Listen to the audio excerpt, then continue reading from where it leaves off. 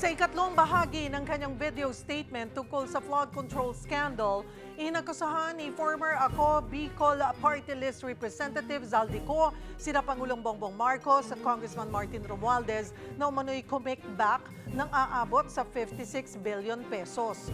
Paulit-ulit ding iginitiko, wala siyang nakubra umano sa mga kickback na ito. Para bigyan ng mukha ang balita, Mobile Journal, Arles de los Santos. At pagkatapos niyang sabihin sa akin in a phone call na don't come home, we will take care of you, tumawag ulit si Speaker Martin at sinabihan niya ako na pag umuwi ako will be dangerous. Kasi they might hire someone to do a rub out on me or hire the police to kill me while in jail. Ito ang akusasyon ni dating Ako Bicol Representative Zaldico sa Part 3 ng inilabas niyang video expose. Matatandaang Hulyo, umalis ng bansa si Ko para umano magpagamot. Pero kalaunan, sinabi niyang hindi na raw siya pinapauwi ni dating House Speaker Martin Romualdez at Pangulong Bongbong Marcos. Bago pa man ito, may pagbabanta na raw sa kanya si Romualdez. March 2025 pa lang, si Speaker ay nagpaparinig na sa akin sa aming meeting that he will shoot me if I will talk. Ang dahilan, bilyong-bilyong piso na raw kasi ang nakickback ng mga ito sa government projects. Ang sinasabi nilang halaga sa ICI ay 21 billion. Hindi po totoo yan. Ang totoong numero ay 56 billion pesos at yung pong halaga na yan ay kay Pangulong Bongbong Marcos at Martin Romualdez na punta lahat.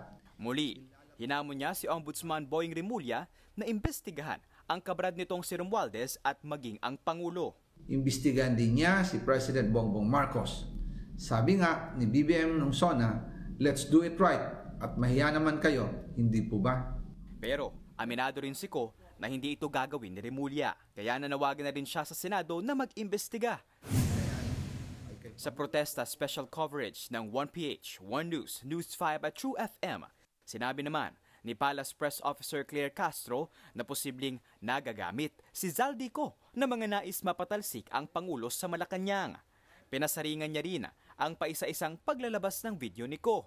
Di ba dapat isang bultuhan lang yung sinabi niya? Ito lahat ang katotohanan. So sa akin, the way I see it, tama ka, parang ang dating ito, timely ito para sa rally. Parang ginawa talaga ito for this. Para paalabin ang damdamin ng tao. Kaya lang, hindi kasi maganda yung script nila eh. May butas, ang daming butas.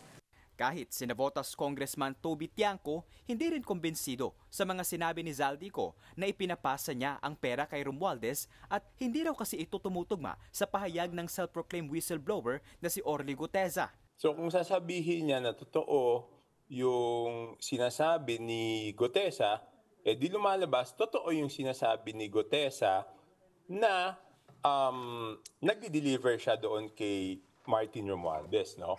Ngayon, kung sasabihin niya na nagdi-deliver siya sa presidente, sabi niya may ebidensya siya, bakit hindi niya ilabas yung ebidensya, di ba?